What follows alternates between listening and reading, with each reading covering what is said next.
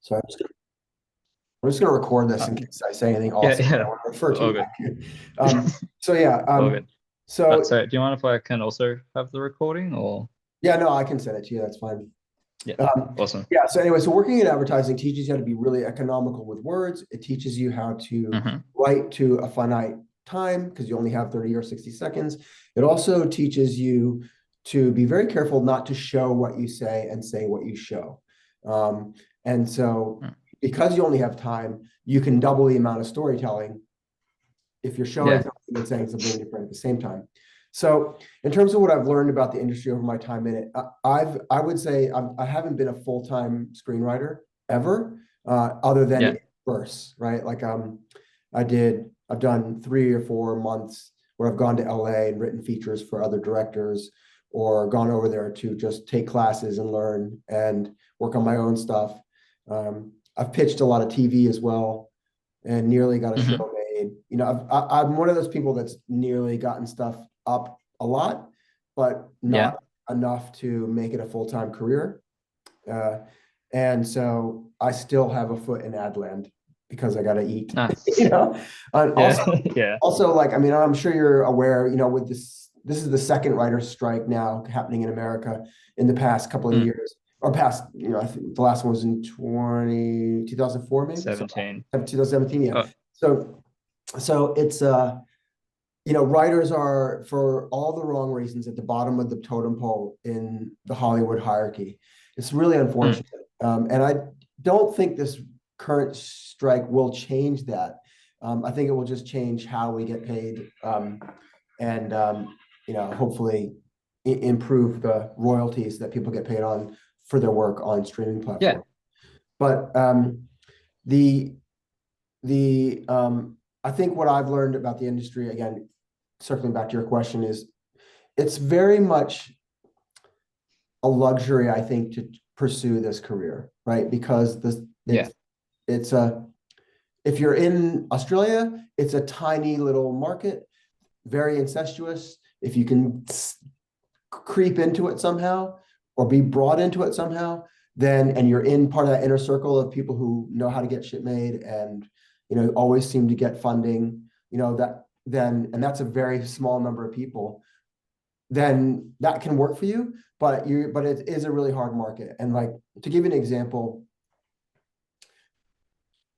the budgets here are tiny because there's no funding. There's not an industry or a culture of investing in film the way there is in America here. So mm. people are either raising the money themselves or they're hoping to get Screen Australia money. And and if you make an expensive film in Australia, it's really hard to make your money back. And if you don't make your money back, no one's going to give you money for a second film. So Mm. what the smart people do, the writers, writer directors, people who are making stuff, is they'll make low budget stuff. And these days, with the democratization of equipment, you can make great looking things for low amounts of money. You can deliver a screen worthy project for under $1 million, right? And people have done it for $50,000, right? So, um, Yeah, and but the thing about anything under $1 million is if you probably make your money back, you probably break even, right? yeah, And that allows you to then go, all right, now I want to make one for 2 million, right? yeah, And yeah. and then you build your reputation and you build the scale of your projects, but you have to be very strategic about it. The other thing too about raising money for projects is that there's a I think a default behavior for a lot of people to want to try and get money from the government because it exists here. And I think it's fantastic the Australian government has a film body that Screen Australia invests in local projects, Yeah. but that money comes with caveats, which is the government is investing money in film to create jobs. So that means if you take money from them, you have to pay everybody full rates. You can't really negotiate special deals. And so if I was to raise $100,000 from Screen Australia, that would take me so far. But if I raised $100,000 on my own or from private investors, I could spend that like 200,000, right? Because I can do Yeah. deals like, hey, Cruz, I'm going to give you a flat fee rather than a daily rate. I'm going to do 12-hour days on a 10-hour price. You know what I mean? I'm going to bundle post-production. There's all these tricks. So it's a real dance in terms of figuring out how to get stuff made, especially here. In terms of tips about writing that I would give myself in the past, if I could go back, well, the number one thing is, and it's boring, everyone says it, is never stop writing. Just keep generating material. I would say be strategic and clever about the projects you choose, right? Don't write, a period piece set on a boat, because costumes and boats and water all cost money, right? So, there's a reason why people break in with 2 or 3 person stories that take place in 1 or 2 locations, right? That's kind of that's like the dream project if you can figure out how to do a small number of casts in a small number of locations. That's still a great story that people want to watch. That can be a great ticket in, because somebody will fund it because it'll be affordable and interesting. The other thing, those are the retrospective. I'm sorry, I was like, those are the retrospective indie films. They can be. There have been some that haven't felt like that, right? I mean, I think Saw, the Saw franchise is a great example of that. There was a bunch of people in a room, and it wasn't expensive to make, and they made tons of money, and that's why they got to make 9 more or whatever they're up to now. For me personally, because as you can tell by my accent, I have the potential to decide to go live and work in LA, except for I'm married to someone who needs to be here. So, but the biggest thing I would say to myself is go to LA and don't leave. People tell you can break in from anywhere, and it has happened. It does happen. It will continue to happen. But the reality, at least in my experience, has been that when you get into the community, whether you can go to LA or not, if you're part of the film community here or the film community there, you're going to find your tribe. You're going to find the people you jive with.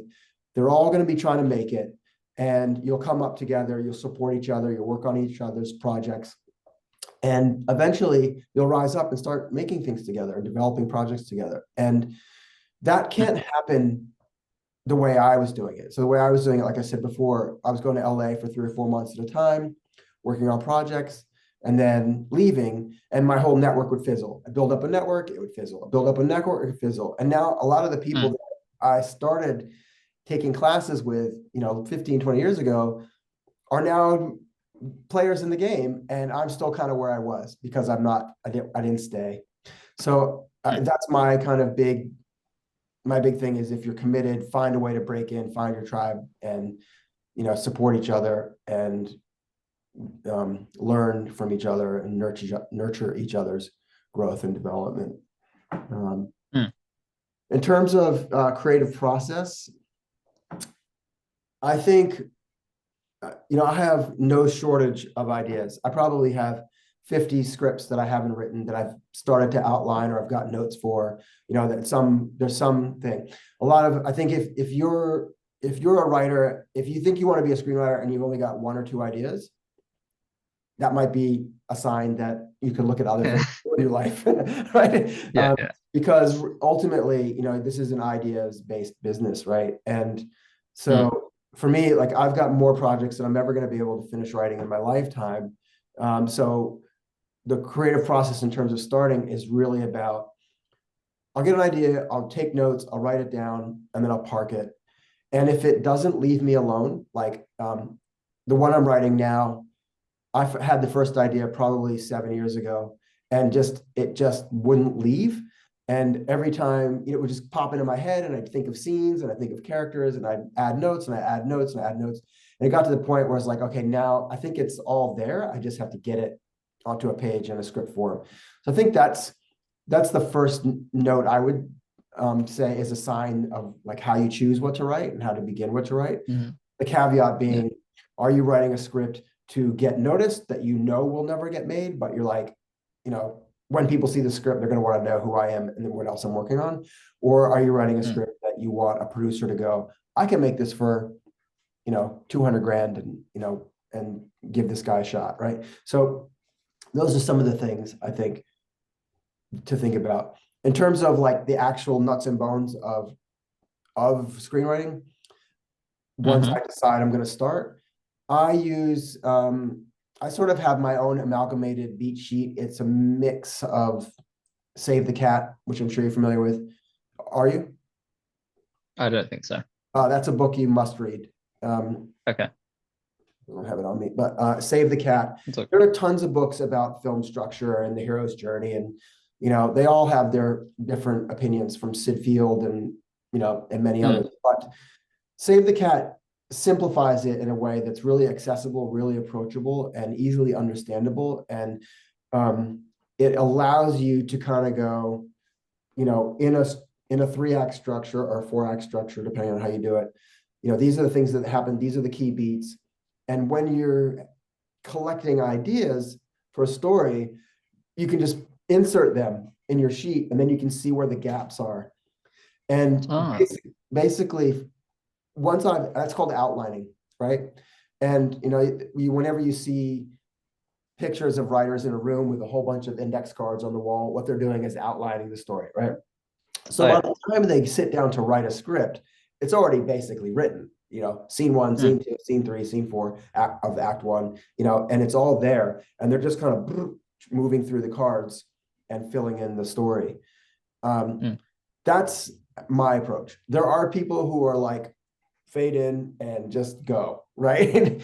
But ultimately, if they don't have an innate understanding for cinematic structure, then it can be really, you might find yourself writing an act 1 that's 40 pages, and your inciting incident is happening 20 minutes too late, and nobody will read for the first 10. So there's a lot of benefits, I think, to beating out or outlining your story before you actually start writing a script. Doesn't mean you can't write scenes or dialogue or character descriptions or action. You can do all that and just park it. There's a tool I use, and I've tried them all. People will tell you to use like Final Draft as a screenwriting software. I think it's awful. It's the OG, but it's so buggy and terrible. There's a new player. They've been around for a couple of years. It's called Arc Studio. And it's a subscription app, but man, it is really, really great. It gives you so many awesome outlines and templates and ways to structure your scripts before you start writing. It gives you ways to remove things if you're not sure they're working, but not delete them. And it does versioning for you automatically.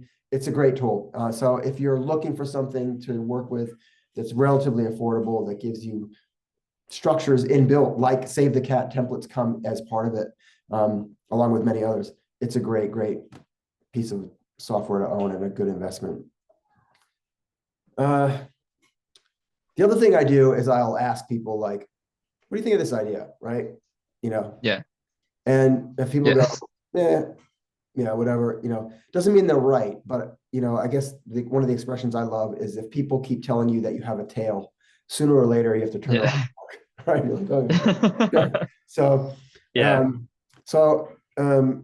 I think getting feedback before you start is interesting. And again, if you've got that community of people around you, you've joined a writers group, you've got producer friends whose opinions you respect, who are willing to meet with you and talk with you, that can be amazing. Right. Do I have any creative thinking techniques that I use, and how do I think they help me? Sorry, I think I had to like let my dog out because he is digging into my arm. Yeah, I can still hear it there. It's wireless. No, never mind. He just wanted my attention. Okay, I'm back. I don't know if I do have any specific creative thinking techniques. I mean, I think structure is the technique, right? I'd say that would be it, because when you've got your script carted out on a wall or laid out on a beat sheet on your computer, like in Arc Studio, you can see the gaps, right? And you know where you're missing things and where things need to happen. And again, one of the things I love about Arc Studio is each scene or each beat is like a module, and you can drag and drop it, kind of like a Kanban board, right? So you can move things around and see how your story works. Like, oh, what happens if this happens first, or if this goes later, or if I save this for the end, right? So, so I think that's pretty. I would say that's the number one technique is beating out your film before you start writing it. I've been playing around with AI a bit. I mean, obviously it's controversial right now, and it's a huge problem. That's good. But I found that, there's been lots of people who've gone, oh, I asked AI to write me a script and it came out terrible. And that's mostly true. It's reciting tropes and known things. But if you're in a room by yourself and you don't have a writing partner, some of the AI tools can be quite interesting, right? You're like, what are some ways a guy could get out of a car that's blowing up, before it blows up, right? And it will spit out 15 things, and you're like, I hate those. Give me 15 more, or make it about gasoline. Okay, so no, I don't want it to be gas. I want it to be like a truck is about to hit him, right? And it will just give you things, and almost everything it will give you will be terrible, and you won't want to use it, or you'll seen it before. But it's like having a friend in the room who you don't have to tell that's shit. It will spark an idea for you. Do you know what I mean? Like every bad idea, it's a good idea or another idea, and that will eventually land you in a good place. So I've used some AI tools like ChatGPT, for example, as sort of a de facto writing partner. I'm not expecting it to write for me. I'm just using it to help to take my ideas and bounce back new things that will continue to accelerate the creative process. And I completely understand that. Yeah. And to give you an example of that, again, the script I'm working on now, I've been thinking about that script, like I told you, for probably 7 years. And finally got to the point where I was like, I have to write this. And I used ChatGPT kind of as an experiment to help me outline it. And I gave it the log line, I gave it the characters. I asked it to help me develop characters just to see what it would come up with. And then I said, all right, if I know this is the log line, or these are the characters, and this is what happens, what would a save the cat structure look like? And it spits out a sequel. And it's wrong, right? It's probably 75% wrong, but the 25% that it's right, I was like, oh, okay, interesting, and so it really sped up that process, which for me, like, I think normally I would take, if I'm fully focused on it, it would take 3 to 4 weeks to beat out a full feature. And I did it in 3 days. So, and again, I was like, oh my God, this is happening so fast. So I think that falls under your techniques question, I think. In terms of copyright issues, what specifically do you mean by that? Just like if you want to keep a project like somewhat tied to your name, I guess. Like, I know like a thought that I've had is sorry. Another thought I've had is like I would like still want to keep my project like tied to me, or like have like some kind of control over it. If I did make it, like do you have any tips that you have run, or like issues that you run into like when making projects? Look, it's really hard. The writer, again, is usually the low man on the totem pole, unless they're also the director. And you've seen plenty of writers who are bad directors, right? So you don't always want to be both. That said, I think my gut response to that question is, if you've got a project that someone wants to make, get it, do whatever it takes. Don't worry about like control. Don't worry about ownership. If someone goes, hey, no, I love your script. We're going to make it. I've got a director. I've got money. You go, fucking cool. What do you want me to do? Right? And get it made, man. Or, cause that's how you start, right? Your second one, you can be a bit more like, well, hey, wait a second. I just think, the writers who try and take control and keep everything close don't go far in the business, right? They kamikaze, I think it was. Sure, that's a way you could say that. Yeah, even and there's been plenty of them who are great, right? But they just nobody wants to work with them because they're inflexible or they're prima donnas or they didn't see it that way. So it's not the right way. And, again, if you're in this for the long term, you're going to have plenty of chances, plenty of ideas, plenty of opportunities, and it's a collaborative sport, right? Team sport.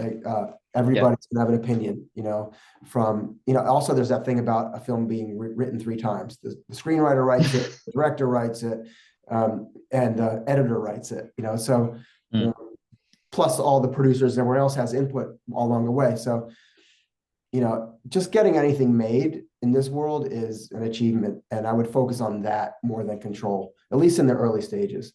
In terms of copyright, like copyright exists by default. There are people who say, oh, register it with the WGA or email a registered copy yourself.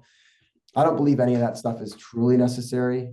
It may make you, if it gives you comfort, do it. But the reality, I think, is if someone stumbles across your script and they think they fall in love with it, it's easier for them to just go, how much you want for it? Or can you, we'll pay you X 2 rewrites, than to steal it, right? Or everything. Yeah. And then in terms of how long does a project take to get off the ground, that's an impossible question. Like there is no generally, it's, I've seen and heard stories of people going from script to screen in a year. There's a guy in one of the screenwriters groups. He started, I think it was 18 years from when he wrote it to when it finally got made. It was one of those scripts that just bounced around and people kept re-optioning and wow. Yeah. So I think if your goal is to get stuff made and get stuff made quick, then write economically, right? Small number of casts, small number of locations, no heavy post-production. Yeah. Yeah. So yeah, I think I've worked through your list. Is there anything else you'd like me to talk about? Yeah, I did have a question that just popped into my head. So like you mentioned basically on all of your pages that like you're a comedy writer. I was like, I also enjoy comedy. Would you have like any like tips or something on like how you write your comedy? Oh wow. How to write funny. Yeah.